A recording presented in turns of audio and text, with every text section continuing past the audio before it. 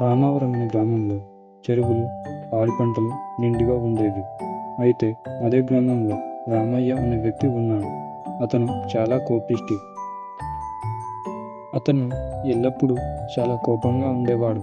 రామయ్యకు ఈ మధ్యనే పెళ్లి జరుగుతుంది. భార్య పేరు రాధమ్మ.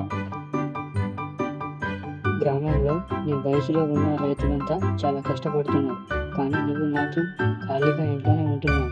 భార్య మాటలు విన్న రామయ్య కోపంగా, వాళ్ళెవరెవరు వాళ్ళ పొలాల్లో పని చేసుకుంటే నాకేంటి?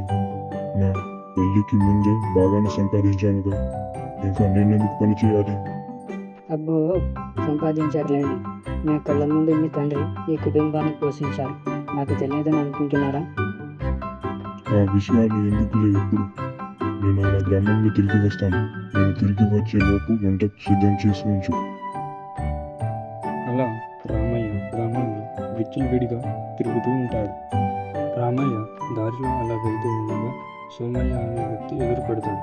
అప్పుడు సోమయ్య, ఏమిటి రామయ్య, అలా ఊరంగా పడి తిరిగే బదులు ఏదైనా పని చేసుకోవచ్చు కదా?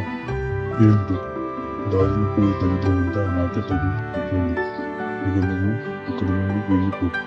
ఈ పని అది నువ్వు చూసుకో అని రామయ్య కోప్పడుతూ అక్కడి నుండి వెళ్ళిపోతాడు.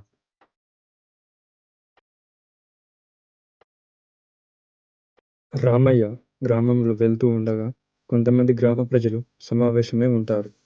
గ్రామంలో 2 రోజులుగా దొంగలు పడి దోచుకుంటున్నారు. వాళ్ళ నివాసం ఎవ్వరికి తెలియదు. మన మహారాజైన విజయవర్మ ఎవరైతే ఆ దొంగలను పట్టిస్తారో వాళ్ళకి చాలా పెద్ద మొత్తంలో బహుమతులు ఇస్తారని ప్రకటించారు. ఈ మాటలు విన్న రామయ్యకు ధనంపై ఆశ కలుగుతుంది.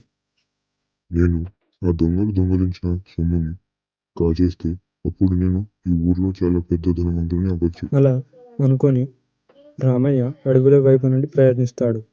అడవిలో ఒక దట్టమైన గృహ దగ్గరికి చేరుకుంటాడు. గృహం ముందు అడ్డంగా ఒక ద్వారం లాంటి బండరాయి ఉంటుంది. కానీ దానిని మంత్రంతో తెరుస్తారు. గృహ తలుపులు ఎలా తెరవాలో తెలియక రామయ్య ఒక చెట్టు చాటున దాక్కుంటాడు. అప్పుడే గుర్రపు శబ్దాలు చేస్తూ దొంగలు వస్తూ ఉంటారు. గృహ దగ్గరకు వచ్చి ఒక దొంగ మంత్రంతో గృహ తలుపు తెరుస్తాడు.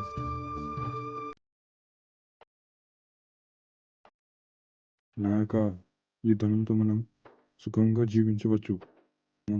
మనం చాలా జాగ్రత్తగా దొంగిలించిన సొమ్ము ఇది. రాజ్యంలో ఉండే రాజుకు ప్రజలకు దొరకకుండా చేస్తున్నా.